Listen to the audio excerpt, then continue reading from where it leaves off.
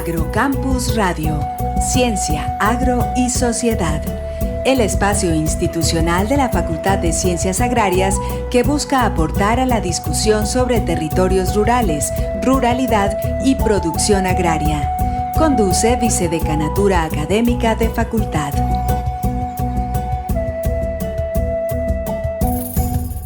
Les damos la bienvenida a su programa Agrocampus Radio, el espacio institucional de la Facultad de Ciencias Agrarias que busca aportar a la discusión sobre la ruralidad, territorios rurales y la producción agraria.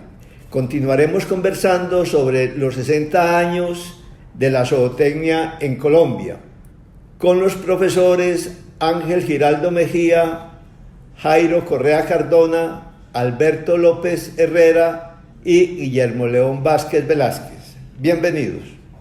Muy bien, nos han contado este proceso hasta donde llegamos al momento de creación a la carrera de zootecnia. ¿Cómo ocurre ese momento?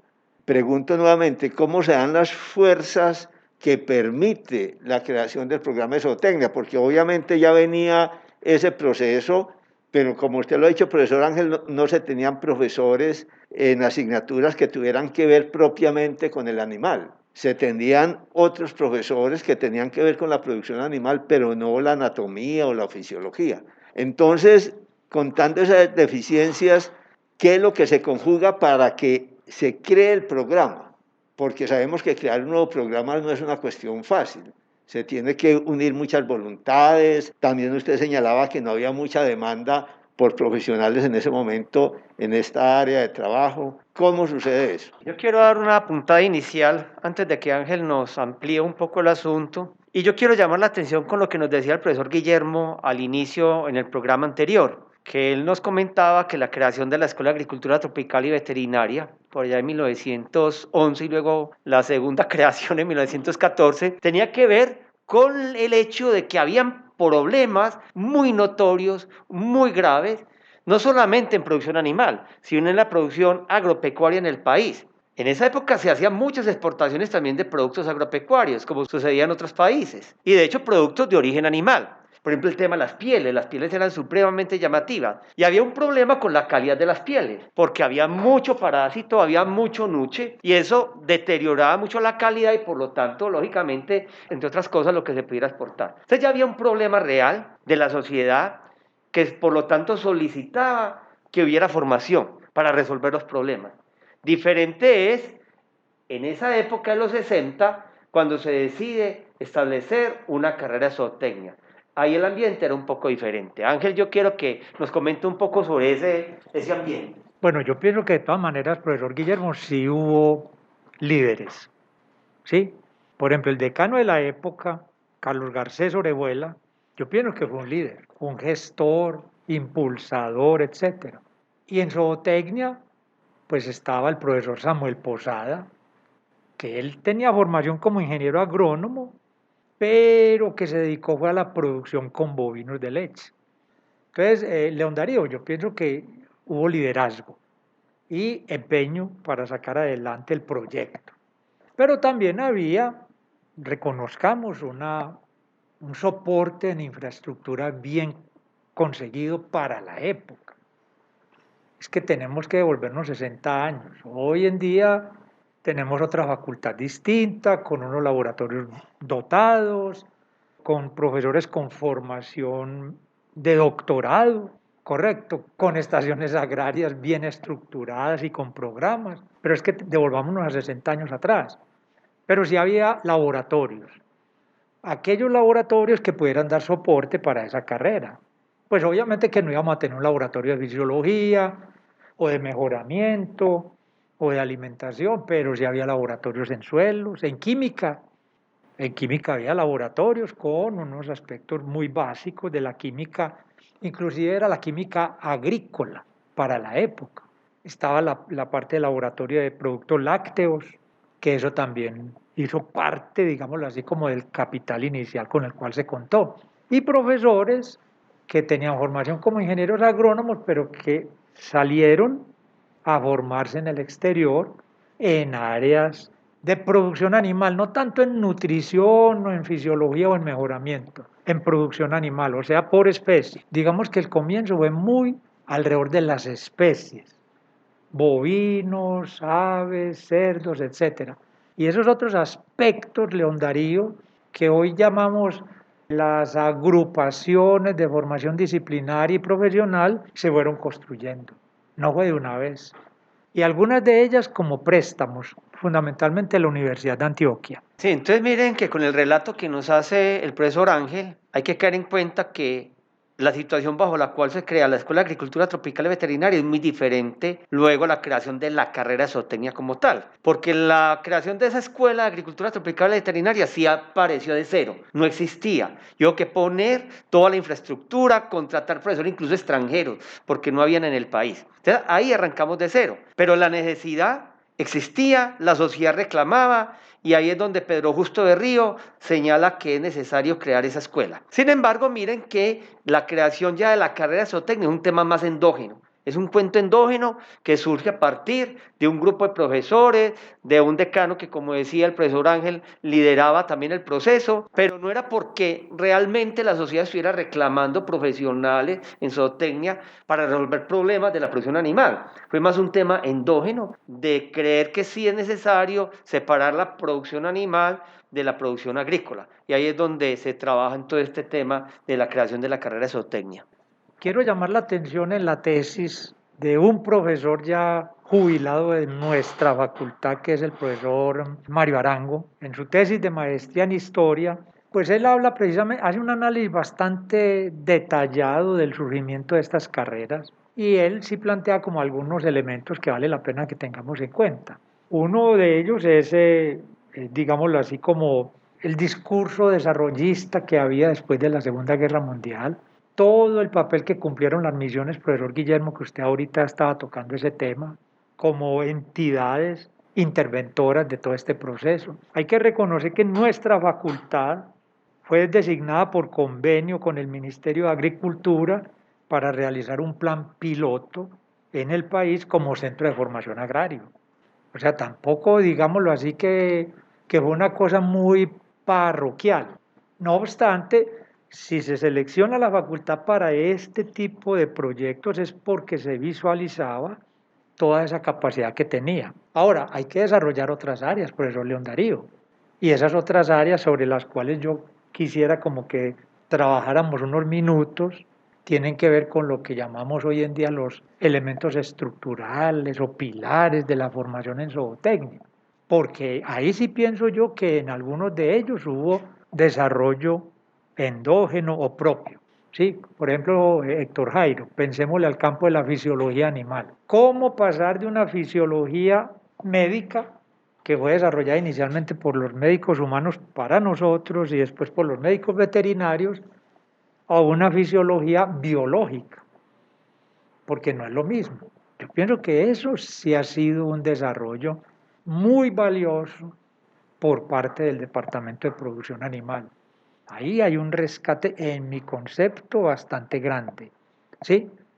Es decir, tener una concepción de una fisiología montada casi toda desde la patología a una concepción de la fisiología montada para el animal sano y para producción animal. Muy, muy fuerte ese cambio. Yo creo que esos primeros años, después de la creación del programa, el asunto fue complicado porque era un programa, digámoslo, apenas naciente y hubo que esperar muchos años antes de que lograra algún nivel de madurez, como señalan ustedes, asignaturas que tuvo que prestarse incluso programas viniendo de otro tipo de formación como era la medicina humana o la medicina veterinaria.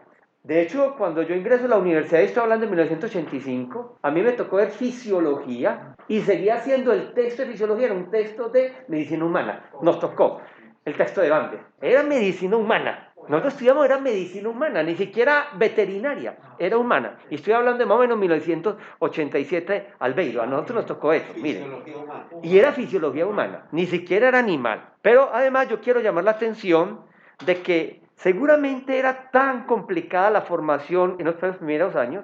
Ángel seguramente lo recuerda que en 1978-79 marcó también un hito en la universidad y particularmente en el programa. porque un grupo de estudiantes de zootecnia, seguramente inconforme por lo que estaba sucediendo, por el destino que estaba teniendo el programa, presionaron a los profesores para que se organizara un seminario que tuvo muchísimo impacto posterior en lo que fue el rumbo que tomó la carrera de zootecnia. Ángel, tú creo que tú estuviste en ese momento. Por favor, que no nos recuerda qué fue lo que sucedió allí. Sí, yo tengo una pregunta para que le responda al profesor Héctor Jairo. ¿Cómo subieron y bajaron una vaca al cuarto piso del bloque 14? Profesor León Darío, por las escalas.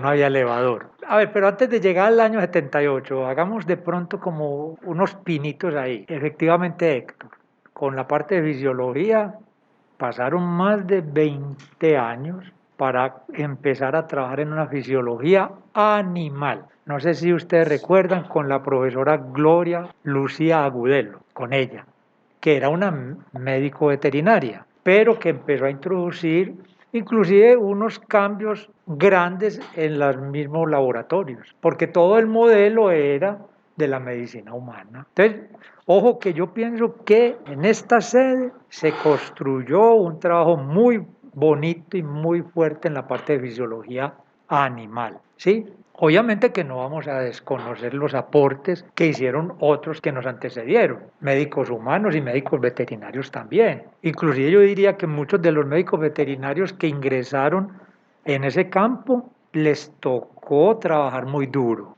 ¿sí? Porque era romper esa estructura mental de médico veterinario para pasarse a un productor con animales. Ay, pues disculpame, pero yo quiero llamar la atención también ahí sobre la anatomía. Porque la anatomía, durante mucho tiempo después de que hubiera algún cambio en fisiología, también seguía siendo una anatomía muy veterinaria. Y quien nos tocó a nosotros que nos diera anatomía era un veterinario. Y era anatomía del detalle del detalle. Y hoy ha cambiado un poco. O sea, ya con el profesor que ingresó en anatomía y que maneja fisiología, ya las cosas cambiaron mucho. Pero durante mucho tiempo la anatomía animal seguía siendo una anatomía más para veterinarios que para producción animal. Entonces, el profesor León Darío nos convocaba para esos hitos. Ahí hay uno, sí, pero muy importante. Un hito también muy importante fue en el campo, inclusive de la nutrición y la alimentación animal, que hoy lo estamos viendo. Desde un enfoque de una nutrición y una alimentación ya no tanto pensando en aporte de nutrientes, energía y compuestos químicos para los animales, sino en su relación con salud animal, por ejemplo, la relación con genética, la manera como desde la alimentación animal se puede trabajar aspectos del ambiente, la relación de la alimentación animal con el bienestar de los animales. Ahí ha habido también un hito grande. Es decir, lo planteo porque cuando yo me formé en nutrición, el enfoque era básicamente mirar los alimentos como aportadores de nutrientes. Y todo el esquema de alimentación iba en esa perspectiva. Yo creo que ahí en esto ha habido muchos cambios. Discúlpeme, profesor, yo creo ahí que esos cambios han sido más exógenos que endógenos en el siguiente sentido, porque las presiones que se vienen dando en los últimos años sobre la producción animal ha obligado a que se introduzcan ese tipo de conocimientos y de enfoques, tratando como de intentar resolver un poco, yo diría, y de pronto podemos estar en desacuerdo, como unas amenazas que ya se están visualizando sobre la producción animal, no sobre la carrera de zootecnia, ojo, que en eso también tenemos que diferenciar producción animal de un programa académico. No sé, Albeiro, usted cómo lo ve, pero a mí me parece que en los últimos años, desde que nosotros nos graduamos, yo he visto un cambio enorme en lo que ha sido esa cantidad de mensajes que vienen del exterior, que vienen de otros grupos sociales diferentes a los productores para que la producción animal cambie. Incluso yo a veces lo siento como amenaza. Yo no sé cómo ve eso, Albeiro. Sí, lo que pasa es que lo que vienen diciendo ustedes, nosotros teníamos una formación de personas que formaban para animales o personas enfermas a pasar a formar a las personas en anatomía, en fisiología de animales sanos, que fue muy difícil. Lo mismo ahora en producción. Ahora la sociedad nos dice, produzcan leche, pero leche inocua. Entonces ya nos están empezando a exigir, lo que decía el profesor Ángel, de bioseguridad del animal, pero también del medio ambiente y también de lo que estamos produciendo sea sano.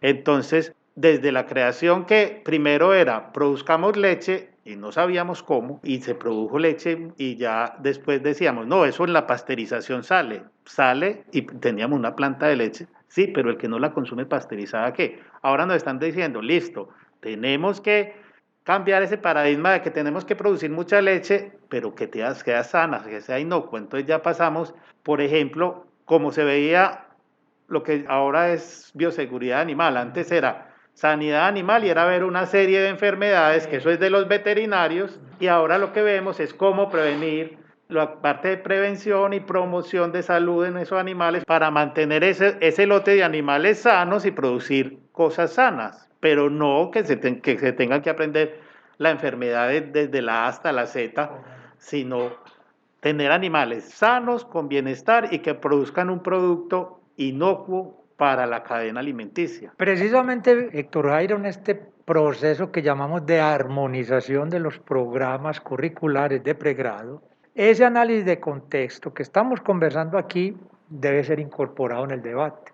Es decir, cuáles son las señales que nos están mandando la sociedad y de qué manera esas señales deben ser incorporadas en nuestros programas curriculares. Ojo con lo que les voy a plantear. Es que cuando ingresa el profesor Albeiro como docente, nosotros no estábamos pensando en problemas de presiones externas para hablar de mecanismos que mejoraran la respuesta inmune en nuestros animales, sino que se introduce como un elemento importante en la formación de los estudiantes. O sea, ahí hay cosas que son respuesta a lo que el medio externo nos está diciendo, pero también visualizar, ojo, pues visualizar algunas cosas que es necesario desarrollar.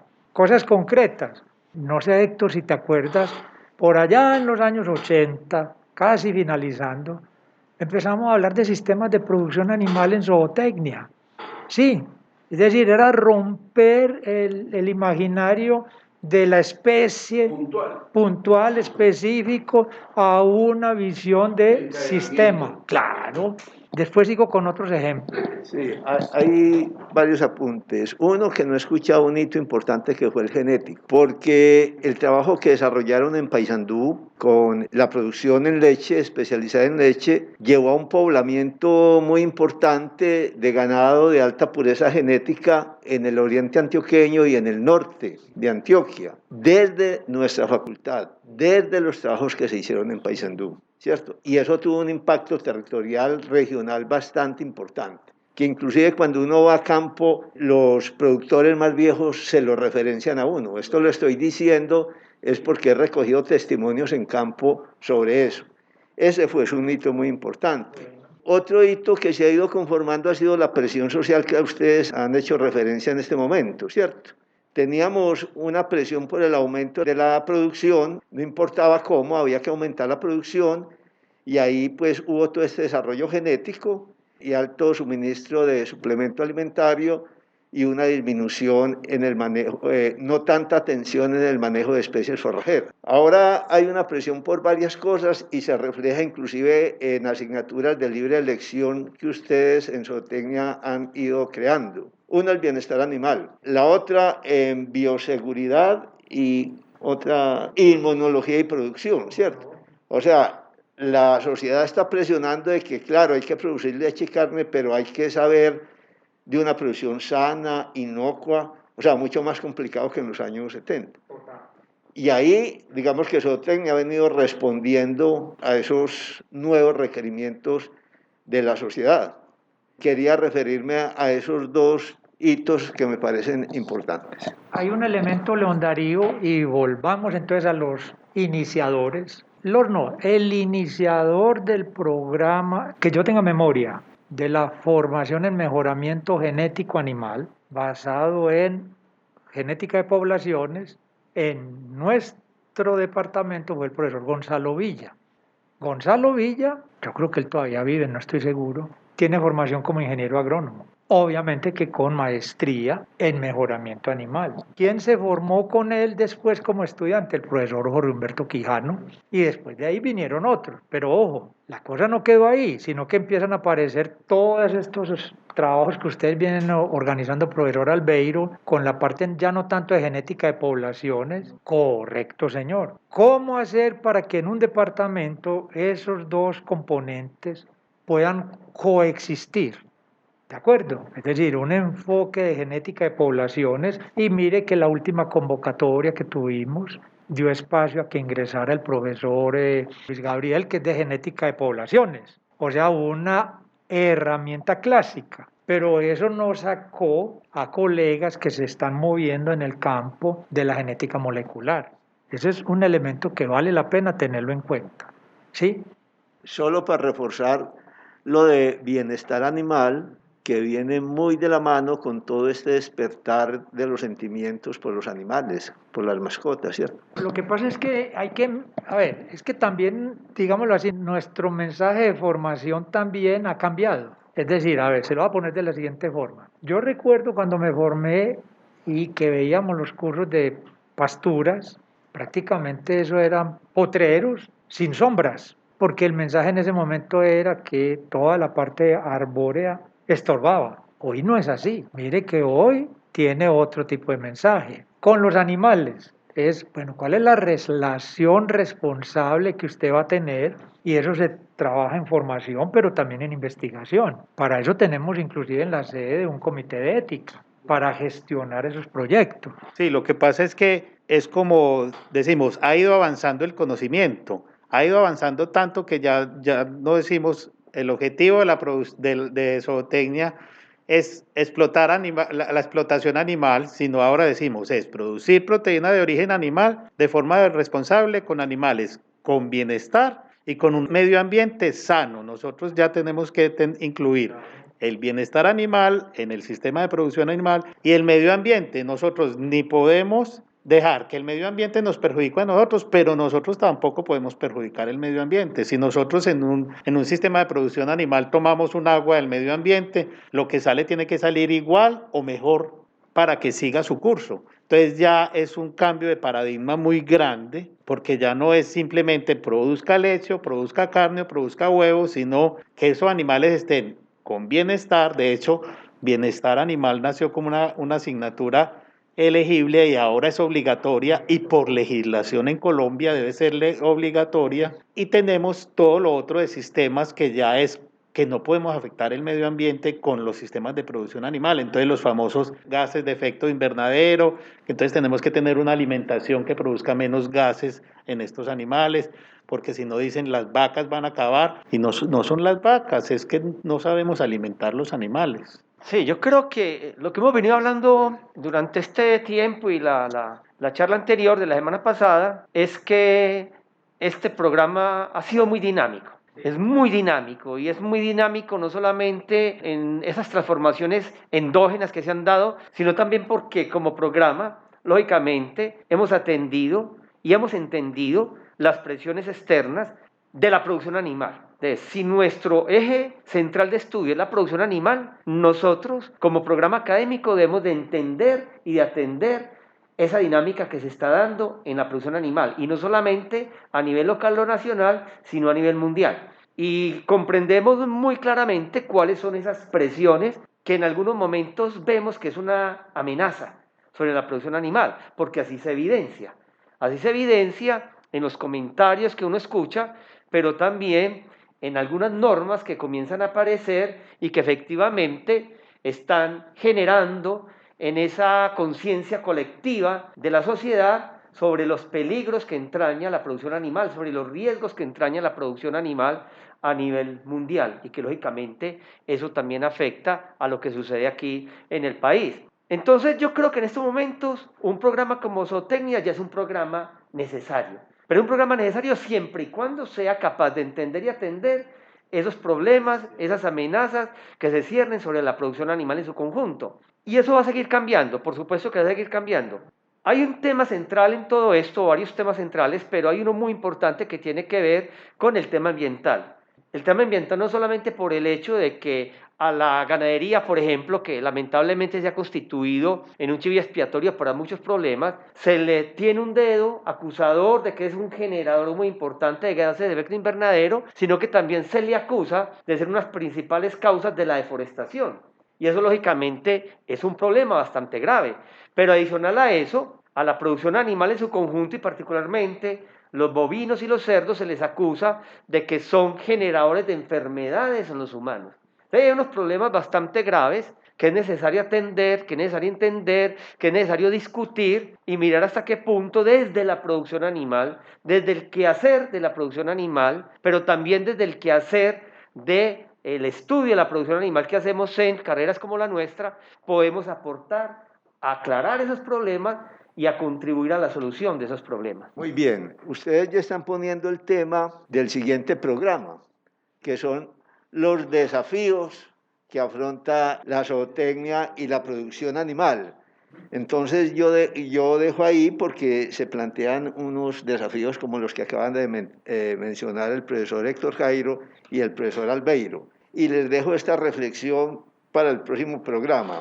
El profesor Ángel se refería a que hubo una preocupación que se reflejó en las asignaturas de una temática que a mi parecer sigue siendo muy vigente, pero que quizá no tuvo el suficiente impacto dentro del pensum de la carrera como para avanzar en ella, y fueron los sistemas de producción. Pero los sistemas de producción no desde las especies animales, ¿cierto? No desde la ganadería bovina o la porcicultura, etcétera, sino el sistema de producción en la tipología de los tipos de producción que se dan. Me explico. La ganadería extensiva, la ganadería semiestabulada, la ganadería estabulada, la producción con base en razas criollas, confinados, que eso lleva a otra lógica. Y a mí me causó mucho impacto en el 2015, que tuve por ahí un trabajo de campo con unos zootecnistas de aquí, refiriendo a eso, y me hicieron entender la funcionalidad ecológica de la ganadería extensiva, que siempre ha sido tan criticada, por ejemplo.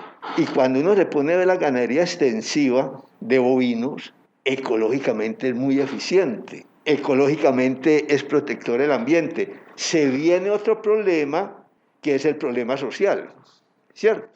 Pero hay que ubicarlo en los diferentes ecosistemas. Una cosa es ganadería extensiva en ecosistemas como el Valle del Cauca o el Alto Magdalena, de una alta riqueza en el suelo, etcétera, y otra es una ganadería extensiva como en los llanos orientales, de suelos pobres. Si uno se va a Estados Unidos, las planicies donde pastaban los búfalos son muy pobres, son suelos muy pobres. Y ahí hay doctorados para manejar ese tipo de ganadería, sin aumentar la intensidad, porque no hay cómo, pero sí para manejarla de manera muy eficiente. Y lo mismo lo de la deforestación, y ya para terminar, lo que se refería al profesor Héctor Jairo, una cosa es la ganadería y otra cosa son los ganaderos. Yo creo que la ganadería sí ha sido el chivo expiatorio de un problema generado por un tipo, yo no sé si llamarlos ganaderos, yo los llamaría negociantes de ganado.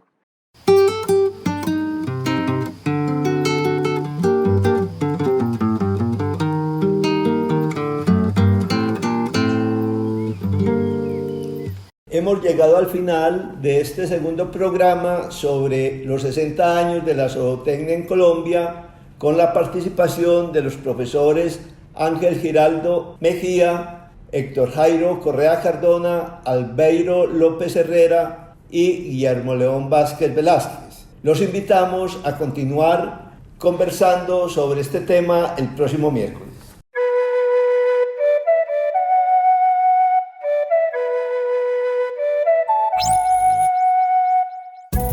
Agrocampus Radio, Ciencia, Agro y Sociedad. El espacio institucional de la Facultad de Ciencias Agrarias que busca aportar a la discusión sobre territorios rurales, ruralidad y producción agraria.